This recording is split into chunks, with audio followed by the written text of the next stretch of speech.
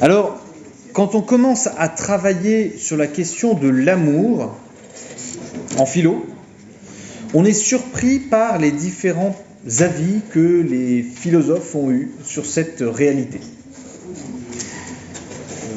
Cette réalité, justement, les différents aspects de l'amour, on peut le trouver chez au moins 5 auteurs. Platon, Tolstoï, Descartes, Spinoza et Schopenhauer. Quand on regarde du côté de Platon, alors ça fait partie, vous savez, du petit texte que je vous ai donné. Quand on regarde du côté de Platon, Platon déclare que toute aspiration en général vers les choses bonnes et vers le bonheur, voilà l'amour. Il faut savoir que Platon s'amuse un petit peu, vous savez, dans un dialogue qui s'appelle le banquet, et qui met en scène quoi ? C'est un banquet de noces. Il faut savoir qu'il y avait une tradition chez les Grecs, c'était que pendant les banquets de noces, les uns et les autres pouvaient prendre la parole et faire un discours absolument pas en mettant en avant les mariés, mais un discours sur ce qu'ils avaient envie. Donc on prend la parole. Alors en plus, plus la soirée avançait, plus les sujets devenaient un petit peu éthérés, si je puis dire. C'est-à-dire qu'il y en avait certains qui étaient tellement pétés qu'ils commençaient à raconter n'importe quoi. Et justement, le banquet de Platon représente des convives, dont Socrate, qui vont essayer de parler de l'amour. Ils veulent rendre hommage à l'amour et donc ils parlent de l'amour. Et Platon, justement, déclare que toute aspiration générale vers les choses bonnes et vers le bonheur, voilà l'amour avec un grand A. Vous remarquerez, Platon est un adepte des grandes majuscules. Bon, tout le monde se charge de mettre des majuscules là où il a envie. Vous savez, je vous avais déjà parlé du fait des gens qui me disent qu'ils ne croient pas dans la vérité avec un grand V, parce que vous allez aux toilettes avec un grand T et que vous avez cours avec un grand C. Bref, ce genre de choses qui est un petit peu débile. Mais quand Platon parle de l'amour, il parle d'une divinité. D'une divinité qui s'appelle Eros. Vous connaissez peut-être les différents sens du mot, les différentes traductions du mot amour en grec. En grec, il n'y a pas un seul mot, comme en français. En français, on a des mots un peu atténués, comme on dit j'apprécie. Voilà. J'apprécie, c'est pas j'aime beaucoup. Voilà. En grec, on a 3 mots pour dire l'amour. Le premier, c'est Eros, qui a donné lieu plus tard à érotique. Alors, comme nous sommes dans une société post-chrétienne, post-protestante, puritaine et toutes ces conneries, on se retrouve à penser que Eros, c'est pas bien. L'érotique, c'est pas bien. Ou alors c'est bien, mais en fait, c'est de la concupiscence. Déjà, rien que la concupiscence, vous décomposez le mot, vous pouvez vous marrer pendant 2 semaines. Concupiscence, celui qui a inventé ça, il était vraiment très très fort. Alors qu'en réalité, Eros, chez les Grecs, est un dieu très particulier. Est-ce que vous savez qui sont ses parents ? Ouais. Non. Ouais. Je sais qu'il est apparu, ça doit être Uranus et Gaïa. Non. Ouais. Je crois que c'est un dieu du manque. Ouais. Et un autre, c'est le dieu de la richesse et le dieu du manque. Les 2 copulants vont donner lieu à Eros, un intermédiaire entre la richesse et la pauvreté. Et en fait, dans la mythologie grecque, Eros est un intermédiaire. Et Platon va le thématiser comme cela, c'est que Eros va être un intermédiaire entre les humains et les dieux. Résultat, quand vous éprouvez un désir érotique envers quelqu'un, vous désirez en réalité vous unir à quelque chose qui est de l'ordre quasiment du divin.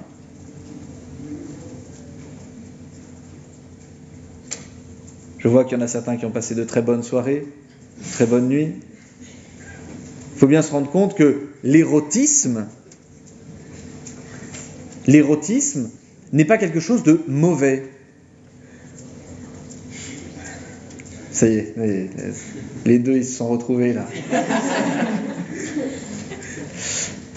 L'érotisme n'est pas mauvais. Et quand Platon dit que justement toute aspiration générale vers les choses bonnes et vers le bonheur, voilà l'amour, et bien quand on aspire à s'unir à quelqu'un, voilà ce qu'est l'amour chez Platon.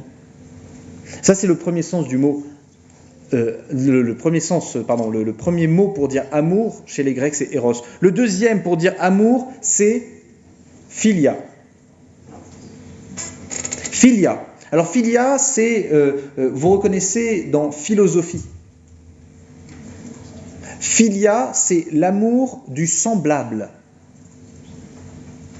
Je t'aime parce que tu es semblable à moi. On est dans une relation de filiation fraternelle. C'est l'amour, on va dire, horizontal. On n'est plus dans la tension de l'éros. On est dans un amour d'amitié. L'amour filial, c'est un amour profond d'amitié, dans lequel, eh bien, on a un amour de mutuelle bienveillance, et ainsi de suite, et ainsi de suite. Il y a un troisième mot pour dire amour, qui s'appelle l'agapé. Agapé, c'est l'amour de ce qui nous dépasse. Vous voyez, Eros, c'est l'amour, la tension pour m'unir à quelque chose, pour que je fasse en sorte que la chose à laquelle je suis attiré soit unie à moi. Agapé, c'est l'amour de la chose qui me dépasse. L'amour divin. L'amour des choses divines et l'amour du divin. Ouais. Agapé, A-G-A-P-E. Et philia, P-H-I-L-I-A.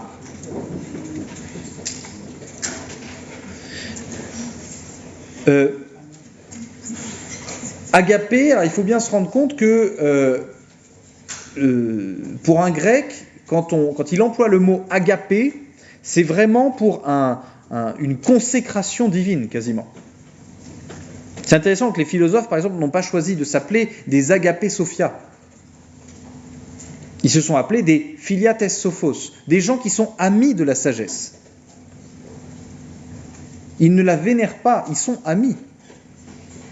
Et ils ne la désirent pas, ils ne sont pas érotosophia. Il y a un super texte pour comprendre cette différence, mais qu'on ne comprend pas quand on le traduit en français. Vous savez, il y a un texte du Nouveau Testament chez les chrétiens où Pierre a renié 3 fois Jésus. Il a dit « je ne le connais pas ». Et juste avant, il avait dit « je te suivrai jusqu'à la mort ». Juste après, il a dit « je ne connais pas ce type », 3 fois de suite. Bon, Jésus crève. 3 jours plus tard, il y a des gens qui le voient, et puis il apparaît à plein de gens. Et à un moment, il apparaît à ses disciples. Ils sont sur une île, enfin pas sur une île, lui est sur une île, et en fait, eux ils le voient dans une barque, ils sont trop contents, ils disent « oh mais c'est Jésus !» Voilà, très bien. Pierre, qui était à poil, passe un vêtement, saute dans la mer. Toute logique est gardée, évidemment. Et puis, il arrive devant Jésus. Jésus, lui, il était en train de faire quoi ? De cuire du poisson. Donc, c'est formidable, on va pouvoir manger, c'est génial. Voilà. Pendant le repas, eh bien, Jésus pose une question à Pierre. Il dit, « Pierre, m'aimes-tu » Et Pierre répond, bien sûr que je t'aime. Et donc, Jésus lui dit, « Très bien, sois le berger de mes brebis. » Milieu du repas, Jésus redit « Pierre, est-ce que tu m'aimes ?» Et Pierre dit « Bien sûr que je t'aime. » Et il lui redit « Sois le berger de mes brebis. » Et fin du repas, Jésus dit « Pierre, est-ce que tu m'aimes ?» Et là, dans le Nouveau Testament est écrit « Pierre était triste parce que Jésus lui avait demandé « Est-ce que tu m'aimes ?» Alors, résultat, les Français comprennent rien. Parce que quand vous prenez la langue dans laquelle a été écrite ce texte-là, savoir le grec, eh bien vous vous rendez compte, la langue dans laquelle a été écrit ce texte-là, le grec, vous vous rendez compte qu'au tout début, Jésus dit à Pierre, agapes me, est-ce que tu m'aimes d'un amour divin? Et Pierre répond, oui Seigneur, filiaste, je t'aime comme un ami. Deuxième question, Pierre, agapes me? Réponse de Pierre, oui, bien sûr, filiaste. Troisième demande de Jésus, Pierre, filias me. À ce moment-là, Pierre est triste. Parce qu'on a réduit l'exigence. Et résultat, il répond, oui, filiaste, oui. Mais je suis triste, résultat. Vous voyez, chez le grec, il y avait cette espèce de nuance dans l'amour.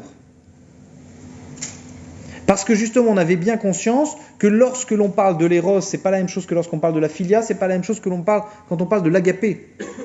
Et que c'est très grave d'aimer quelqu'un, par exemple votre ami, comme si vous l'aimiez de manière divine.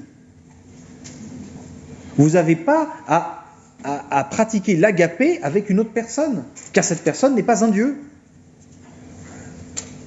Désolé. Cœur brisé. Il faudra le consoler après, s'il vous plaît. De la même manière, si vous commencez à être dans l'éros avec quelqu'un, ayez bien conscience que vous n'êtes pas simplement dans une consommation. Et que, vivant cet éros, vous serez entre le manque et la richesse. Donc ça, c'est chez Platon. Alors ensuite, on part chez Tolstoï. Alors, Tolstoï, c'est quoi? L'amour a toujours pour base le renoncement au bien individuel. Ah, dis donc, c'est la réjouissance, c'est Tolstoï. Hein. L'amour a toujours pour base le renoncement au bien individuel. En gros, si je t'aime, pour Tolstoï, à la base, c'est que je ne m'aime plus.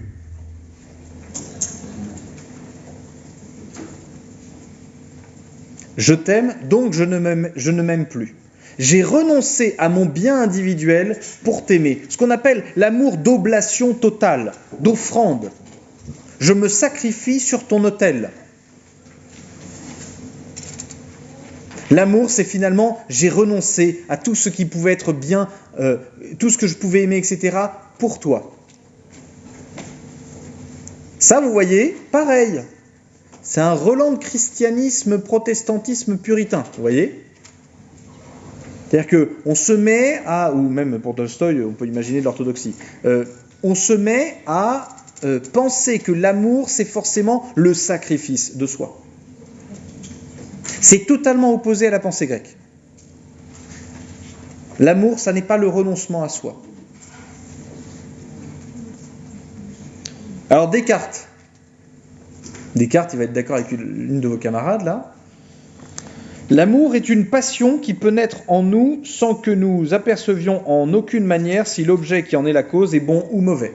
Ouais. C'est extrait de quelle œuvre Tolstoï ? Oh, je sais pas. Faudrait que je vous le retrouve. Je vous retrouve pour la prochaine fois. Pareil pour les. En fait, je vais essayer de vous retrouver les 5. J'ai fait ça rapidement pour avoir les différentes citations, mais voilà. L'amour est une passion. Passion, vous reconnaissez, sentiment. Voilà, ça nous tombe dessus. Qui peut naître en nous sans que nous apercevions en aucune manière si l'objet qui en est la cause est bon ou mauvais. Je peux aimer les choses, peu importe leur bonté véritable ou peu importe leur nocivité véritable. Et même parfois, la nocivité me fait aimer. On m'annonce que tu sais que tel mec, c'est un connard baiseur. Il fait du mal à tout le monde. Il y a certaines personnes, ça leur plaît.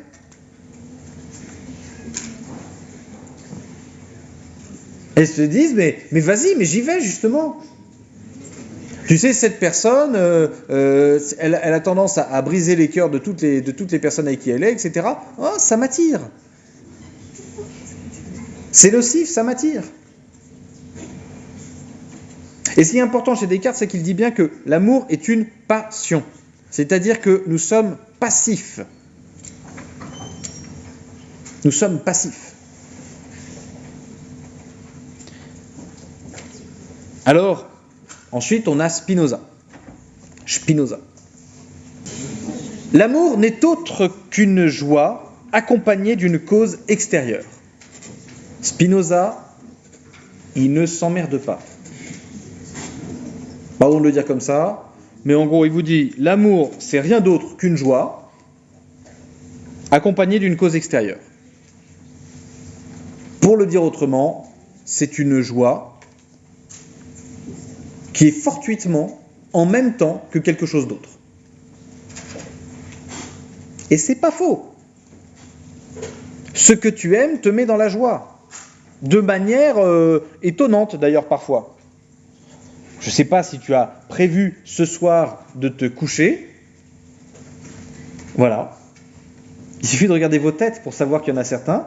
Il y aura une joie. Quand vous allez approcher de votre lit, à ce moment-là, vous allez faire « Oh !»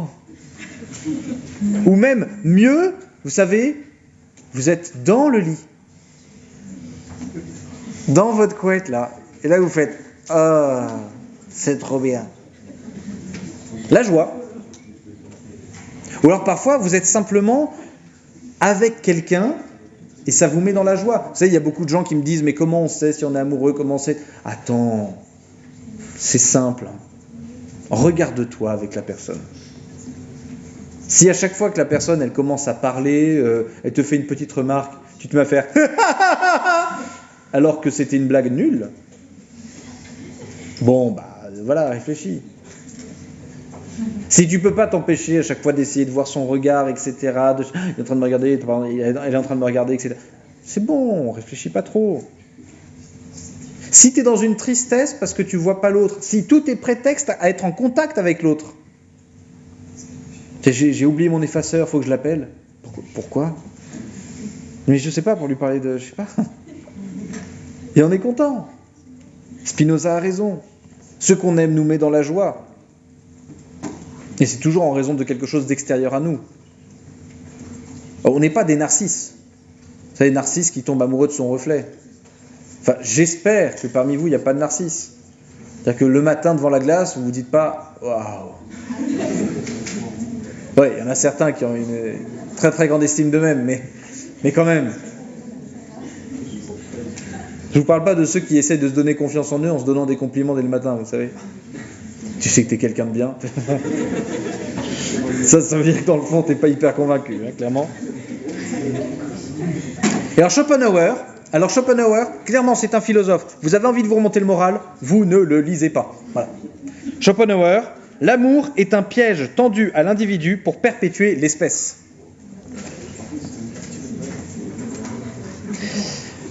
Alors, je viens d'avoir un commentaire qui m'a fait rire, pardon. Quelqu'un qui dit « Moi, c'est mon reflet qui me félicite ». Je trouve ça très drôle. Pardon. Schopenhauer, l'amour est un piège tendu à l'individu pour perpétuer l'espèce.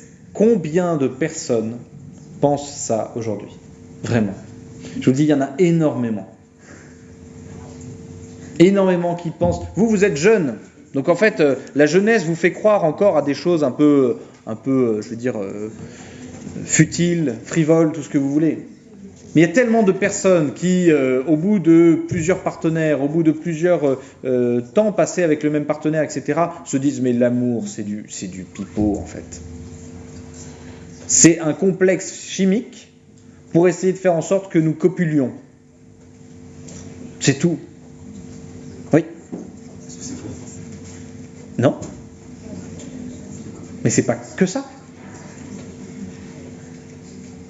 C'est ça qui est intéressant. Mais vous avez raison. Vous savez, les 5 que je vous ai dit, on leur part de vrai.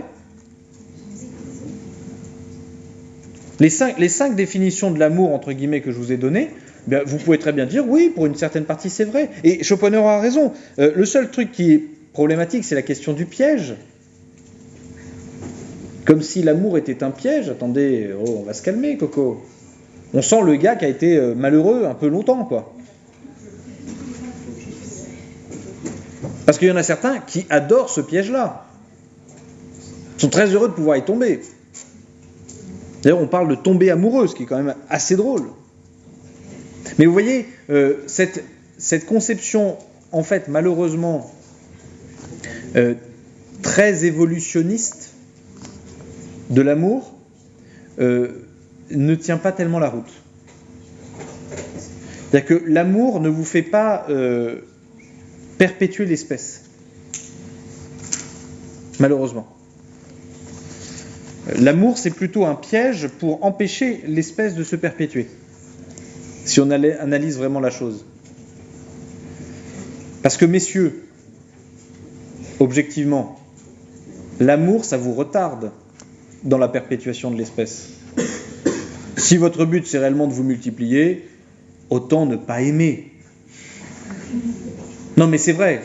Autant kiffer un bon coup, hop, on plante notre divine semence et c'est terminé. L'amour, le problème, c'est que, là, on reste, machin, puis il y a peut-être des enfants, alors on s'occupe des enfants, alors voilà, ça prend du temps, etc. Alors qu'en fait, les femmes pourraient très bien s'en occuper seules, d'ailleurs, elles le font. Donc finalement, quand on regarde les différents aspects de l'amour proposés par les philosophes, on peut se poser la question de savoir qu'est-ce que c'est véritablement que l'amour. Et justement, j'aimerais travailler avec vous la grande première partie sur résoudre la différence, rendre l'autre objet. Oui, j'ai entendu la polygamie et compagnie. Oui, la polygamie, il faut bien se rendre compte que c'est un peu considérer que l'homme et la femme sont profondément différents.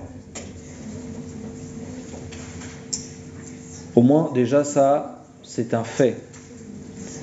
L'homme et la femme sont profondément différents dans le cadre de la polygamie parce que la femme ne peut pas avoir plusieurs partenaires. Et l'homme, par contre, pourrait avoir plusieurs partenaires.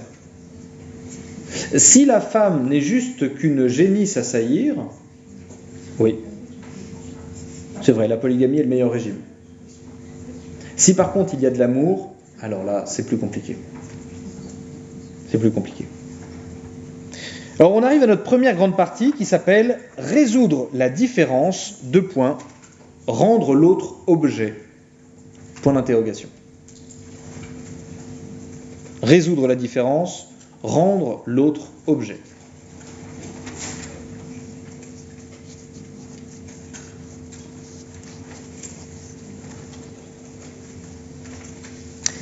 Et la première partie de ce grand 1, c'est les différences et l'égalité aux sources du conflit.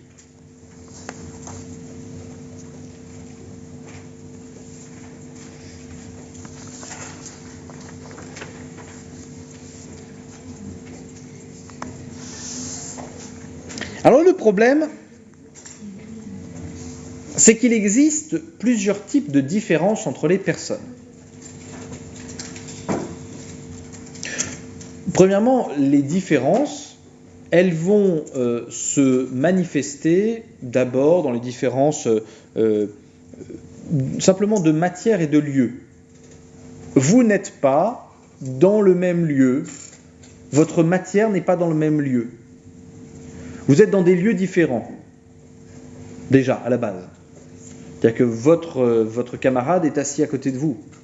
Il n'est pas à la place que vous occupez actuellement.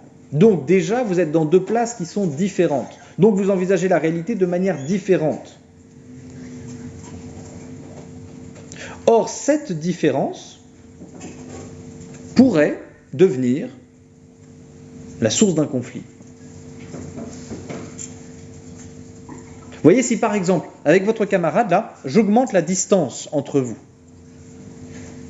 Vous êtes assis à côté de votre camarade, j'augmente la distance. Lui, je le fais aller de plus en plus vers l'est. Là, je lui fais passer plusieurs pays, etc.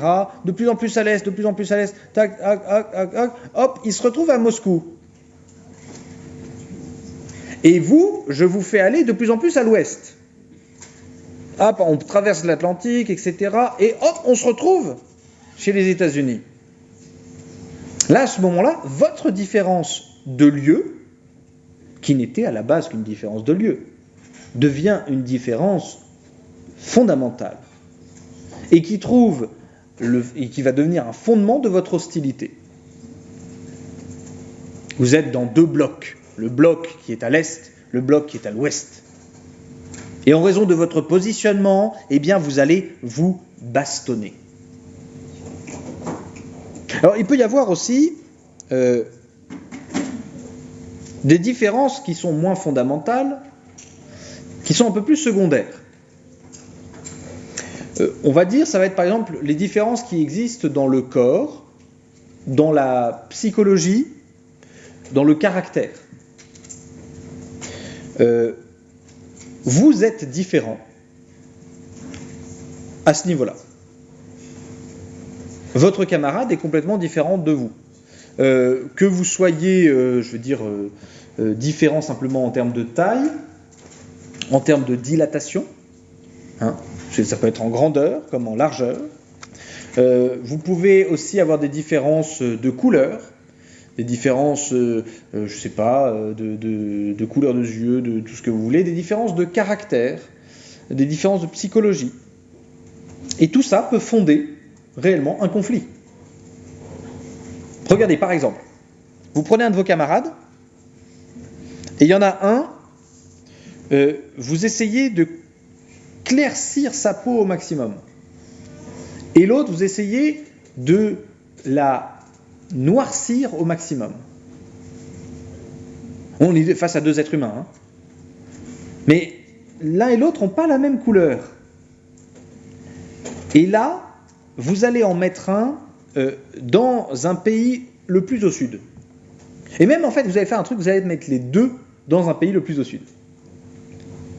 Vous prenez un continent, n'importe lequel, on va prendre le continent africain, vous prenez le pays qui est le plus au sud, l'Afrique du Sud, par exemple. Et là, vous laissez des personnes de couleurs différentes être ensemble. Et là, il y a des gens qui vont théoriser le fait que la couleur de peau différente doit être le fondement d'une différence plus radicale encore, à savoir que l'une des couleurs, ce sera un sous-homme. Ça peut fonder une hostilité. En gros, notre différence peut fonder une hostilité. Et regardez la tendance et la tentation que nous avons quand vous êtes sur les réseaux sociaux. Les algorithmes vont faire quoi ? Vont faire en sorte que vous n'ayez que des personnes semblables à vous qui vous contactent, ou que des personnes qui, vos goûts, etc., vont être tout le temps sollicités dans les mêmes choses. Vous voyez, pour TikTok, par exemple, il y a un truc qui m'a fait beaucoup rire. C'est que moi, je me suis amusé à rechercher des trucs sur TikTok. C'était par rapport à une vidéo que j'avais vue de Feldup, sur l'horreur, sur les trucs comme ça, voilà, ça m'avait plu. Et TikTok, je crois, a cru que j'étais un dépressif. Et donc, il s'est mis à me suggérer que des vidéos badantes, glauques et flippantes. Pour finalement me conforter, non pas dans ma différence, mais dans une espèce d'identité que je me suis construite, alors que pas du tout, clairement je ne m'étais pas construit une identité comme ça, une identité que je me serais construite pour faire en sorte que je ne sois qu'avec des gens comme moi. Vous voyez le phénomène Zemmour, ça a été intéressant pour les élections. Les réseaux sociaux en ont énormément parlé, pourquoi ? Parce que la majorité de l'électorat de Zemmour était jeune et donc bien présent sur les réseaux sociaux. Mais il ne représentait que 6% de la population. Donc c'est un phénomène qui est intéressant. C'est-à-dire que lorsque nous envisageons une différence de psychologie, de caractère, de trucs comme ça, en fait, nous ne sommes pas à l'aise parce que ça va être le lieu du conflit.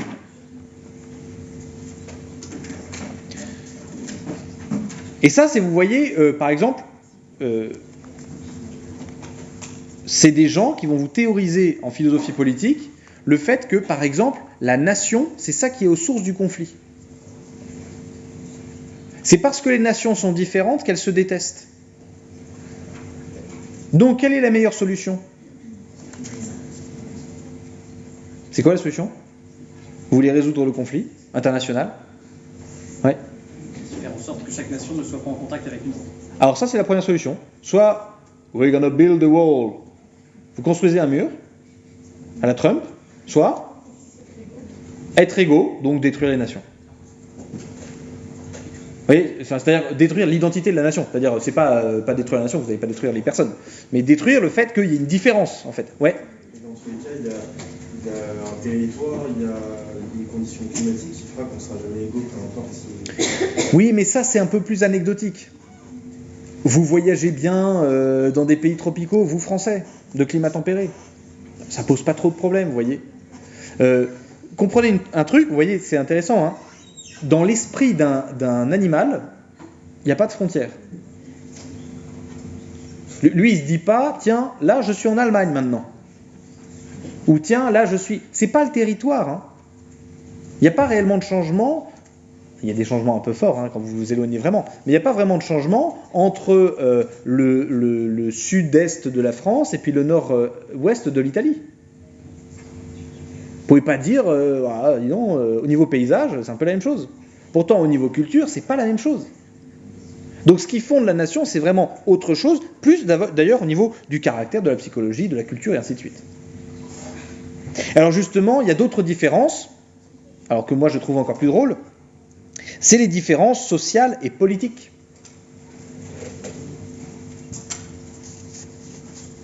Les différences sociales et politiques, elles sont particulièrement intéressantes parce qu'elles vont reposer sur une idée du bien. Elle ne repose pas sur votre caractère, elle ne repose pas sur votre psychologie, elle ne repose pas sur votre corps, elle repose sur votre idée du bien. Et résultat, il y a une telle identification de la personne à son idée que la différence d'opinion va être vécue comme une agression.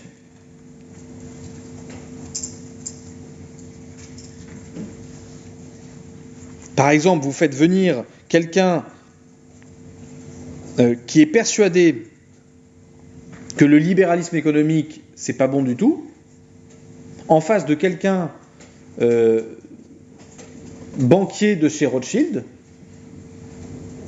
les deux, dans leur conception du bien, peuvent en finir par se taper. Véritablement.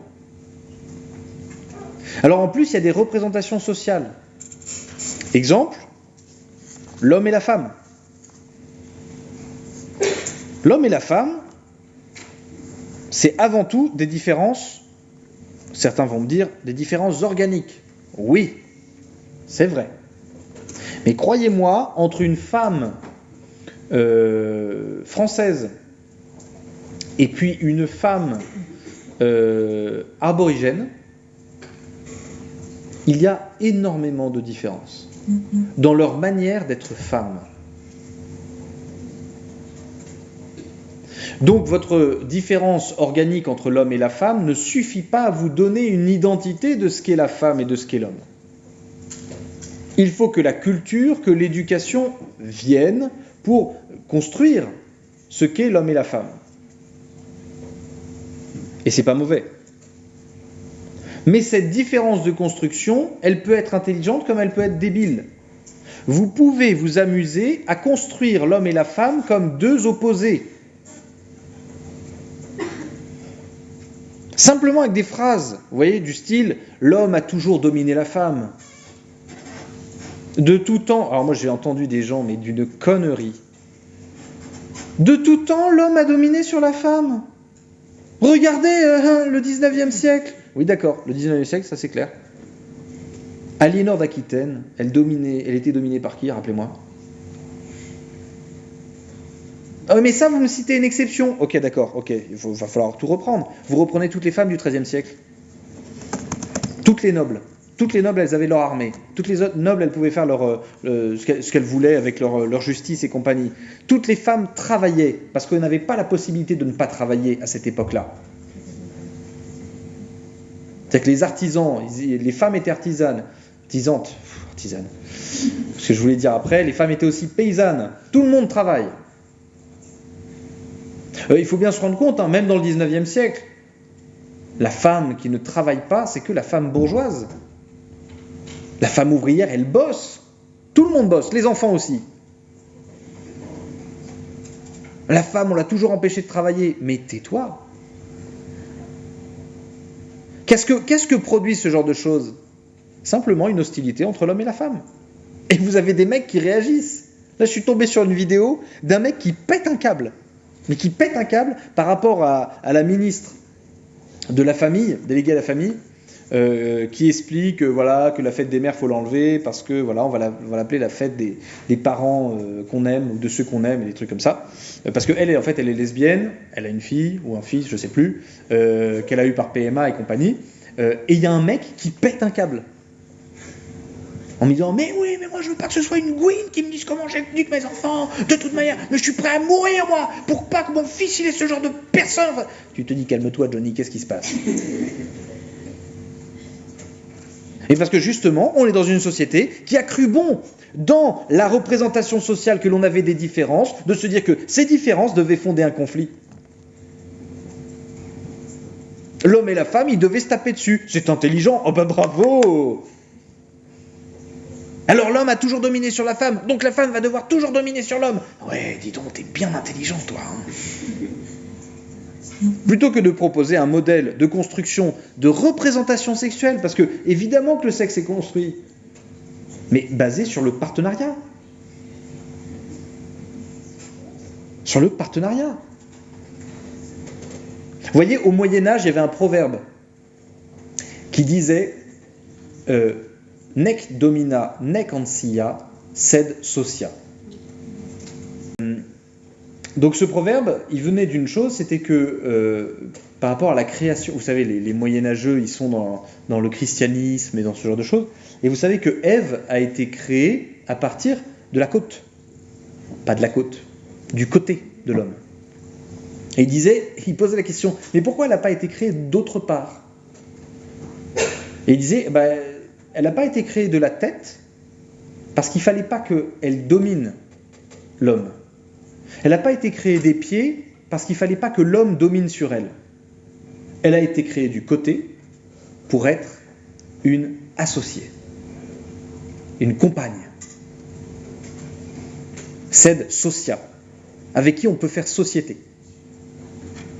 Vous voyez, ça c'est une construction qu'on avait faite pour faire en sorte que l'homme et la femme soient partenaires.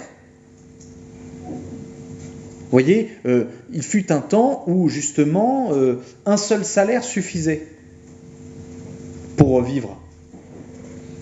Donc c'est facile, il faut qu'il y ait l'un des deux qui travaille. Et il faut que l'autre il s'occupe de toutes les tâches domestiques. C'est ça la répartition des tâches. Alors après, aujourd'hui, un seul salaire ne suffit plus. Donc il faut que les deux travaillent. Qui s'occupe des tâches domestiques ? Tout le monde, tant qu'il le peut. Mais croyez-moi, nous sommes dans une situation où il y a une paupérisation des gens, de plus en plus, où ça va devenir compliqué de vivre. Et que les deux vont devoir travailler tout le temps. Vous voyez, donc à partir de la différence sociale et politique, on peut se mettre à fonder un conflit. Et donc, les différences et la volonté de l'égalité sont source de conflits. Regardez, entre les riches et les pauvres. Alors ça, c'est un sujet qui me tient énormément à cœur. Entre les riches et les pauvres, il y a une différence fondamentale. Le désir d'égalité, il entraîne quoi ? Un conflit. Les pauvres veulent être riches, les riches ne veulent pas être pauvres, soyons honnêtes. Les pauvres veulent être riches. Donc, résultat, il faut être en conflit. Comment on fait pour résoudre ce conflit ? Ça a été thématisé par Marx. Il ne faut plus qu'il y ait de riches, il ne faut plus qu'il y ait de pauvres. Il faut qu'il y ait une classe moyenne. Et vous appliquez cette technique partout. Dès lors qu'il y a conflit, il faut réduire les différences. Entre l'homme et la femme, il y a des conflits, il ne faut plus qu'il y ait d'hommes et de femmes. Entre un riche et un pauvre, il y a des conflits, il ne faut plus qu'il y ait de riches et de pauvres. Entre l'Occident et l'Orient, il faut plus qu'il y ait d'Occident et d'Orient. Vous voyez, il faut arriver à détruire les différences pour permettre une entente. Et alors c'est le problème, c'est que la différence, elle fonde la relation. Je ne peux être réellement en relation qu'avec quelqu'un qui est réellement différent de moi. Si nous ne sommes pas différents, nous ne pouvons pas être en relation. Si tu es complètement comme moi, on ne peut pas être en relation l'un avec l'autre. C'est notre différence qui fonde la relation. Et pourtant, paradoxalement, c'est notre différence qui menace la relation.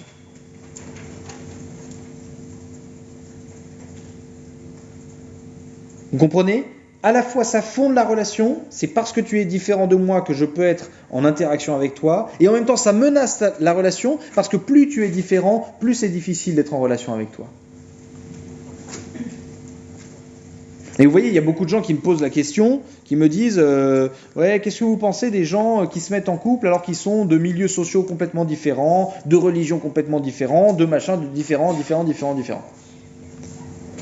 Et je leur dis, c'est super, il y a une très riche relation possible, mais il y aura une très difficile relation. C'est tellement plus simple d'être en relation avec des gens de notre milieu social, de notre religion, de notre manière de penser. C'est beaucoup plus simple. C'est peut-être un peu moins riche. Faut choisir. Faut équilibrer. Mais sauf que le désir d'égalité entre deux personnes différentes, ça empêche la menace, c'est vrai, mais ça vient réduire la relation. Exemple, entre vous et moi, il y a quoi comme différence ? Différence de lieu, la différence d'âge. C'est tout. Il y a quoi d'autre comme différence ? Ouais. Le statut social, ouais. L'expérience. Physique. Le physique, oui. Les compétences. Le temps d'études, et ainsi de suite, et ainsi de suite. Cette différence fonde notre relation. C'est-à-dire que si j'étais un étudiant comme vous, en fait, il n'y aurait pas la nature de la relation que nous avons actuellement. D'enseignement, tout simplement. Si on commence à vouloir être dans un statut d'égalité, alors certes, il n'y aura plus la menace d'être en face d'un prof complètement pervers qui va imposer son avis, etc. D'accord, ok. Mais il y aura aussi plus de relations d'enseignement. Vous voyez ? Et ça, c'est toute une vague aux États-Unis qui devient terrible. C'est qu'il y a énormément de personnes qui veulent gommer toutes les différences. Entre les profs, les élèves, entre les forces de l'ordre et puis les autres personnes, entre les politiques, entre les parents, entre les enfants, bref, gommer toutes les différences. Mais au sein de ce gommage de différences, il y a en fait profondément une affirmation identitaire. Je veux gommer les différences qu'il y a entre nous, et paradoxalement, je veux m'affirmer comme quelqu'un de complètement intègre et avec une identité très marquée. Parce que je vous parlais ce matin, vous voyez, des LGBT par exemple, qui veulent à tout prix gommer toutes les normes qui peuvent exister et qui les définissent, et pourtant qui rajoutent une lettre et une identité à chaque fois. En Australie, par exemple, vous avez le choix entre 27 identités possibles aujourd'hui. Vous voyez ce paradoxe qui est complet entre le refus de la différence et en même temps l'affirmation de l'identité.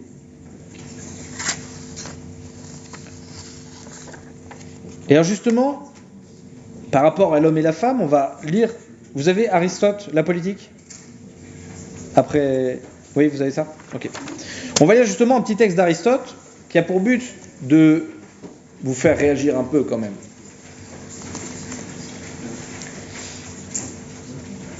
C'est issu de la Politique, livre 1, chapitre 5.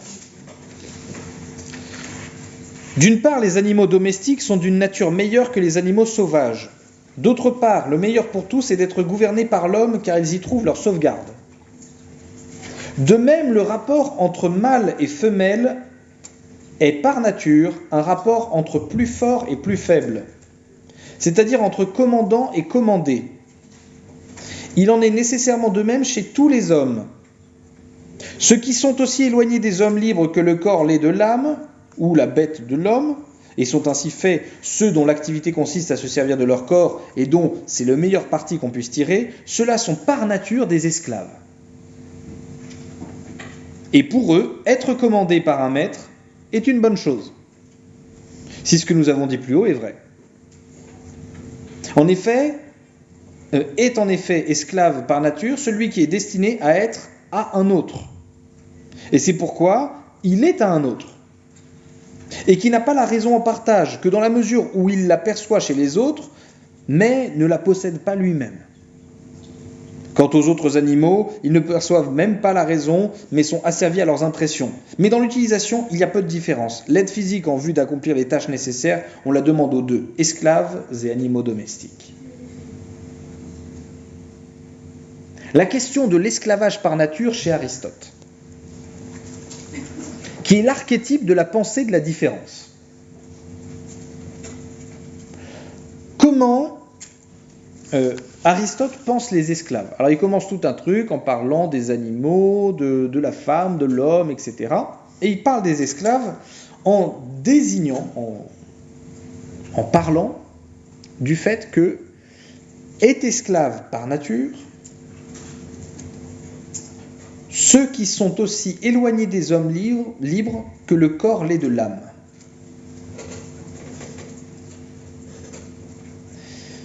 Et il va rajouter ensuite est esclave par nature celui qui n'a la raison en partage que dans la mesure où il l'aperçoit chez les autres, mais ne la possède pas lui-même.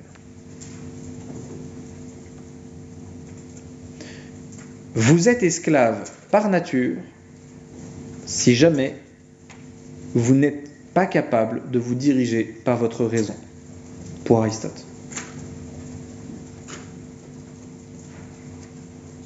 Et donc, il va y avoir une différence profonde entre celui qui est capable de se diriger par sa raison et celui qui n'est pas capable de se diriger par sa raison.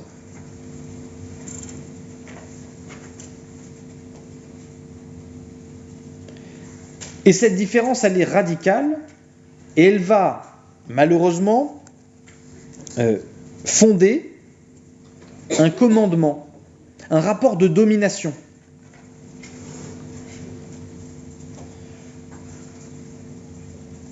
Et donc, il va falloir que l'on trouve comment ordonner la cité à partir de ce rapport de domination.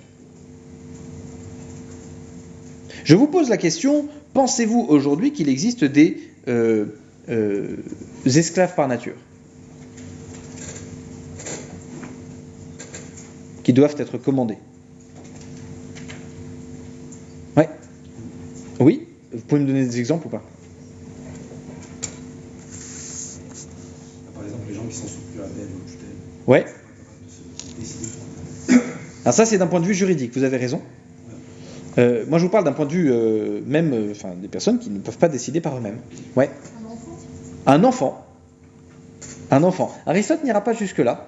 Il vous dira que l'enfant, il est dans la situation de l'esclave que pour un temps. Tant qu'il n'a pas acquis le statut d'adulte. Ad ultimum, celui qui se dirige vers sa propre fin. Oui. Les personnes âgées ou les personnes malades psychiatriquement qui sont assujetties à leur Oui, les personnes malades. psychiatriques, les personnes âgées, vous dites, ok. Quoi d'autre? Ouais. L'homme en général, il n'est pas forcément. L'homme, à tout le monde. Il est pas forcément, Attends, l'homme avec un grand H ou l'homme avec. Là, d'accord, oui, très bien. pas forcément esclave quotidiennement, mais par moment, par exemple, quand on est addict aux réseaux sociaux, etc. Ok, Et on est esclave de quelque chose. ok. Alors, pardon, je laisse parler votre camarade, après je vous réponds. Ouais. Esclave mentalement, quand on est sûr d'avoir une raison, quand on est sûr d'avoir raison, que notre avis n'évoluera pas. C'est intéressant ce que vous dites. Oui, Aristote va être plus radical que ça. C'est-à-dire que si vous êtes addict aux réseaux sociaux, vous êtes réellement un esclave par nature. Et donc vous avez besoin d'être gouverné par un autre. Il faut que quelqu'un vous prenne votre téléphone. Il faut que quelqu'un vous installe un contrôle parental. Parce que vous êtes un esclave par nature. Et donc on ne peut pas vous faire confiance pour prendre une décision, en fait. Si vous êtes, je ne sais pas, incapable de dire la vérité, que vous êtes un menteur compulsif, etc. Bref, dès lors que vous avez un vice qui est complètement installé en vous, à ce moment-là, vous pouvez être considéré comme un esclave par nature par Aristote. Et ce genre de personne, il ne faut pas qu'elle gouverne. C'est ça que veut dire Aristote. Il faut qu'elle soit gouvernée par un autre. Vous imaginez, c'est comme, alors évidemment c'est pas le cas, mais imaginez que des représentants politiques se droguent à la coke régulièrement. Tiens, vous imaginez le délire. C'est comme si, je sais pas, des hommes politiques aussi ne pouvaient pas s'empêcher de déclarer des guerres à des pays qui sont plus puissants qu'eux, etc. Vous imaginez ? Des esclaves par nature qui gouverneraient. Attendez, heureusement que c'est pas le cas. Heureusement qu'on est préservé de ça. Hein. Fou, touchons du bois. Hein. Il faut bien comprendre cette chose-là. C'est que pour Aristote, l'esclavage par nature, c'est ce qui fonde la domination. C'est parce que quelqu'un est incapable de se gouverner par lui-même que, résultat, il faut qu'il soit gouverné par un autre. Or, personne ne veut être gouverné par un autre. Parce que celui qui est gouverné par un autre, malheureusement, il ne peut pas s'affirmer avec son identité propre. Il a besoin d'un autre pour le guider. Ouais. Mais quand il dit par nature, Ouais. ça veut dire que ça va jamais changer, on ne peut jamais changer de nature totalement? Alors, en fait, pour la question de la nature chez Aristote, la définition de la nature chez Aristote, de physis en grec, ça veut dire, on le définit comme un principe de mouvement et de repos. C'est-à-dire que c'est quelque chose qui vous fait vous mouvoir, la nature. Donc quand on dit esclave par nature, ça veut dire qu'il y a en vous quelque chose qui vous fait vous mouvoir vers quelque chose. Aristote dit que le vice, par exemple, devient une seconde nature. C'est-à-dire que c'est une tendance qui va venir remplacer votre tendance naturelle. Pour Aristote, on peut changer un petit peu le vice et des esclaves par nature, ce serait possible. On va dire, on peut émettre cette hypothèse-là quand on lit Aristote, parce qu'il admet qu'au sein de la vertu, il peut y avoir des contraires. Vous voyez, quelqu'un qui est intempérant peut aller au vice opposé et devenir complètement insensible. Donc ça veut dire qu'il y a une variété possible. Sauf qu'il dit par ailleurs, si le vice a atteint l'intelligence, c'est impossible pour la personne de changer. Vous voyez ce qu'a dit votre camarade tout à l'heure, qui est juste à côté de vous, c'est vraiment typiquement l'esclavage le plus fort. C'est quand votre intelligence est elle-même obscurcie, que vous ne pouvez pas voir pourquoi vous vous trompez, pourquoi c'est pas bon ce que vous faites, vous voyez. Et ça, c'est terrible. Il y a une manière très simple, c'est par exemple de terroriser votre intelligence. Terroriser votre intelligence par rapport à certaines thèses. Il suffit simplement que quelqu'un... Vous voyez, moi je suis frappé dans les plateaux télévisés, la manière avec laquelle on peut discréditer quelqu'un. Il y a en ce moment, si vous avez envie de suivre une super saga, je vous invite à la suivre. C'est sur LCP, la chaîne YouTube du Public Sénat, là, et vous écoutez l'audition de Bolloré, et de Cyril Hanouna, et de toute cette équipe, etc. Et vous écoutez les questions qui sont posées à cette chaîne. Alors, par ailleurs, je ne suis pas un grand fan de cette chaîne, moi. Je suis pas un grand fan de Bolloré de manière générale. Je suis pas un grand fan de Cyril Hanouna non plus. Mais les questions qui sont posées sont de la terreur intellectuelle. Si quelqu'un vous dit que vous êtes complotiste, le mot complotiste, en vous, vous ne réfléchissez plus. Vous êtes en train de vous dire « Mais non, je ne suis pas complotiste !» Homophobe. « Eh non, je ne suis pas homophobe !» Transphobe. « Je ne suis pas transphobe !» Et antisémite et machin, vous les prenez tous. Alors que quand vous commencez à réfléchir, vous n'êtes plus terrorisé par ça. Quelqu'un vous traite de complotiste, vous dites « Mais oui !» Mais je suis complotiste, c'est-à-dire que moi je suis persuadé que la France a été bâtie par des complots. Avec Mazarin, avec Richelieu, avec Talleyrand. C'était un petit groupe de personnes qui ont comploté pour l'avenir de notre pays, sans prévenir tout le monde.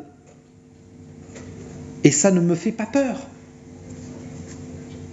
Donc je vous dis, je pense qu'on est complotiste, que je suis complotiste, et que nous sommes... Par contre, je ne suis pas comploteur. Je ne complote pas, moi, pour faire des choses. Mais par contre, je pense qu'il y a des fous furieux qui le font pour nous. C'est vrai. Ça s'est toujours fait, ça se fera toujours, et c'est pas grave. Et c'est pas grave. Et même, vous pouvez dire, moi, souvent ce que je fais, d'ailleurs, quand on me dit que je suis complotiste, je vais plus loin que la personne. Je dis, non, je suis pas complotiste, je suis complolâtre. Moi, j'adore les complots. C'est-à-dire je ne les recherche pas, je les vénère. C'est-à-dire que moi, la Terre plate, par exemple, c'est ma religion. Je religionne Terre plate, les Illuminati, c'est mes anges gardiens. Et il faut aller plus loin. Il faut sortir de la terreur intellectuelle, parce que sinon, justement, vous ne pourrez plus penser. Et vous ne pourrez pas sortir de votre esclavage par nature, si on vous interdit de penser quelque chose. Vous voyez, homophobe, quand quelqu'un dit à un autre qu'il est homophobe, il ne comprend même pas le mot qu'il emploie. Phobe, la peur. Homo, c'est quoi ? Le même. Homophobe, la peur du même. Transphobe. Trans, le fait de passer au travers. Transphobe, j'ai peur de passer au travers. Mais taisez-vous. Taisez-vous, c'est pas possible. Qu'on fasse un effort sur les mots, quoi. D'accord, vous êtes jugeant en fait. Ah c'est ça que vous me dites. Que je suis quelqu'un qui juge. Ah, d'accord, mais c'est complètement différent de dire que j'ai peur. C'est pas vrai, c'est pas de la peur. Je juge, d'accord, voilà, si c'est ça. Et après on commence à discuter, vous voyez.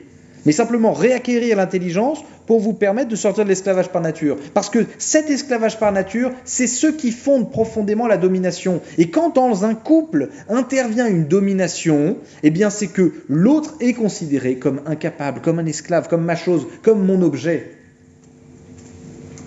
Et donc je lui fais perdre son identité à lui. On se donne rendez-vous à 16h44. Abonne-toi, FNP, il est beau, il est gentil, il peut te faire marrer. Abonne-toi, FNP, on the road, baby, si fricounet, la philosophie, sans bobo avec des colibris. Abonne-toi, FNP. Abonne-toi, FNP. Abonne-toi, FNP. Si tu ne fais pas, continue de chanter. Ne te fais pas prier si tu veux commenter. Laisse un j'aime si tu veux l'encourager. Et si tu veux faire grandir la communauté, t'as qu'à partager à ta maman, ton frère ou ton pépé. Abonne-toi, FNP.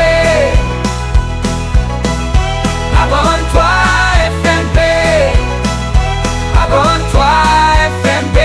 Si tu ne fais pas, continue de chanter. Ne te fais pas prier si tu veux commenter. Laisse un j'aime si tu veux l'encourager. Et si tu veux faire grandir la communauté, t'as qu'à partager à ta maman, ton frère ou ton pépé. Abonne-toi, FNP. Abonne-toi, FNP. Abonne-toi, FNP. Si tu ne fais pas, continue de chanter. Ne te fais pas